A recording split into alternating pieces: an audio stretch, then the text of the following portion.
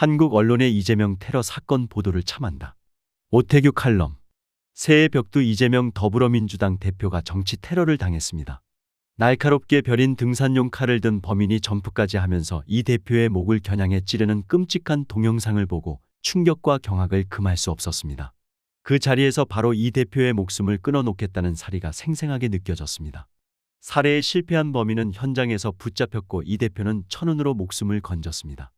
결과만 놓고 보면 천만다행인 사건이라고 쿨하게 생각하고 가슴을 쓸어내릴 수도 있을 겁니다. 하지만 이 사건을 다룬 한국 언론의 태도를 보면 절대 그럴 수 없습니다. 도저히 봐줄 수 없는 최악의 보도 행태였습니다. 이런 중대한 사건이 터지면 언론사 안에도 당연히 비상이 걸립니다. 수사기관이 특별수사본부를 구성해 총력 수사에 나서듯이 언론사는 특별취재팀을 구성해 전방위 취재에 나서는 게 보통입니다. 적어도 제가 언론사에 근무할 때는 그랬습니다. 검경의 수사와 범인의 주변을 취재하는 사회부 기자 몇 명, 정당과 정치인 등 정치권을 취재하는 정치부 기자 몇 명을 주축으로 팀을 꾸렸을 겁니다. 꼭 특별취재팀을 구성하지 않더라도 이번 사건은 정치부와 사회부, 그 외의 다른 관련 부서가 협력하면서 다뤄야 할 중대 사건임이 분명합니다. 미국, 영국, 일본 등의 해외 언론이 사건 직후 주요 뉴스로 긴급 타전했다는 사실을 굳이 끌어들일 필요도 없습니다. 테러 대상이 된 이 대표가 지난 대선에서 박빙의 차이로 패한 제1야당의 지도자이자 현 정권의 가장 강력한 경쟁자라는 사실만으로도 이번 사건이 얼마나 중대한지 쉽게 판단할 수 있습니다. 이 사건을 접한 사람들은 무엇보다 이 대표의 안위, 그리고 범인의 정체와 범행 배경, 공범이나 배후 세력 존재 여부를 궁금해했을 터입니다. 바로 이런 의문을 풀어주는 게 수사기관의 수사와 언론 보도의 몫이라는 건 두말할 필요조차 없습니다. 정권의 입김을 받는 경찰은 아는 사실도 감추고 어떤 것은 알려고도 하지 않을 수 있습니다. 따라서 언론의 역할이 경찰 등 수사기관보다 훨씬 크고 중요하다는 건 너무 자명합니다. 그런데 한국의 주요 언론들의 보도는 어땠습니까? 기자들이 현장을 누비며 관련자를 만나고 자료를 수집 분석하면서 시민의 의문에 답하기보다는 경찰이 가공하거나 선별한 정보를 그대로 전하는 데 급급했습니다. 아주 단적인 예가 범인의 이름 등 신원 공개와 관련한 보도입니다. 이미 미국의 유력지 뉴욕타임스가 1월 3일 용의자는 66살의 김진성이라는 공인중개사라는 사실을 보도했습니다. 그런데도 한국 언론들은 그의 취재를 통해 이름을 알고 있으면서도 줄곧 김아무개, 김모라고 써댔습니다. 사건 발생 이후 지금까지 나온 주요 언론의 기사를 검색해봐도 범인의 이름을 쓴 언론사는 한 곳도 찾을 수 없었습니다. 마치 경찰의 비공개 방침이 나오기 전부터 그런 방침을 추수하는 모습이었습니다.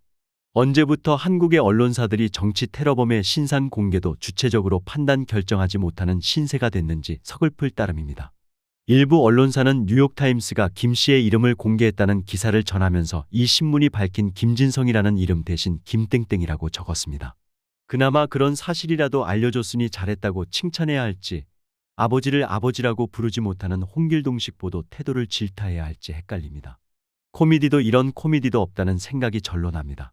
예전엔 이런 일이 종종 있었습니다. 정부 부처에서 곤란한 일이 있거나 미리 보도가 나가면 불편한 사안이 있을 때 부처가 발표할 때까지 보도 자제를 요청하는 엠바고를 걸고 기자들은 부처의 체면을 생각해 대체로 엠바고를 수용했습니다. 그런데 엠바고 내용을 다른 경로로 입수한 일본 등의 외신이 먼저 보도할 경우가 있습니다.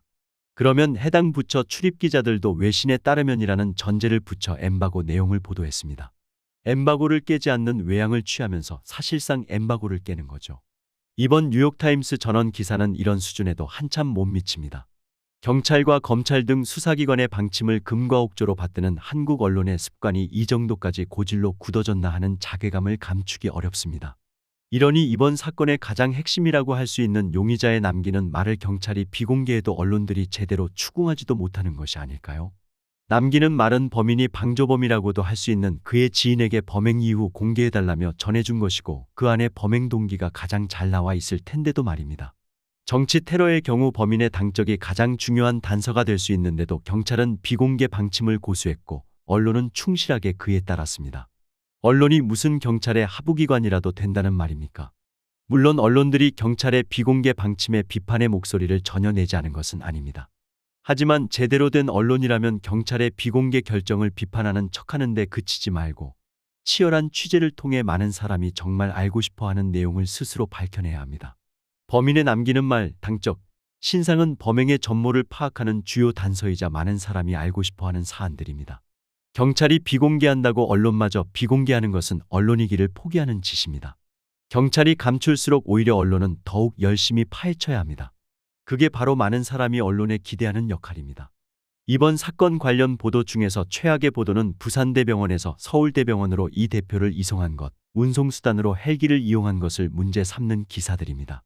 목숨이 경각에 걸린 사람을 두고 병원 이송 과정을 문제 삼는 말을 하거나 비판 성명을 내는 의사와 의사단체도 징하지만 그런 얘기를 객관 보도를 가장해 키우는, 그래서 사안의 본질을 가리고 왜곡하고 눈을 돌리게 하는 보도야말로 인간성 상실의 극치라고 할 수 있습니다. 맹자는 우물가에 걸어가는 아이를 보고 차마 그대로 잊지 못하는 마음, 불인지심과 측은지심을 인륜의 첫째로 꼽았고, 모든 의사가 떠받드는 히포크라테스는 환자의 건강과 생명을 최우선으로 삼으라고 설파했습니다. 의사들과 언론이 이런 점을 알고도 헬기 이송을 특혜, 지방 무시 운운하며 문제 삼았다면 정말 사악한 것이고, 알지 못했다면 다시 기본부터 공부해야 하지 않을까요? 무엇이 중한디를 잊으면 의사도 언론도 살인 흉기가 될 수 있다는 걸 명심해야 합니다. 이 대표 테러 사건 보도 이전부터도 한국 언론은 최악의 불신 상태에 처해 있었습니다. 여기에 핵심을 외면하고 우선순위도 전혀 고려하지 않는 정파적 선별적인 기사로 가득한 이 대표 테러 사건 보도가 더해지면서 불신의 무게가 한층 커졌습니다. 기존의 주요 신문 방송 보도에 실망한 많은 사람들이 새로운 대한 매체를 찾아 떠나는 속도도 더욱 빨라졌습니다. 이렇게 낡은 것이 가고 새로운 게 태어난다면 그것도 의미가 전혀 없는 일은 아니겠지만, 한때 기존 매체에서 밥을 먹고 살았던 사람으로서 씁쓸하기 그지없습니다.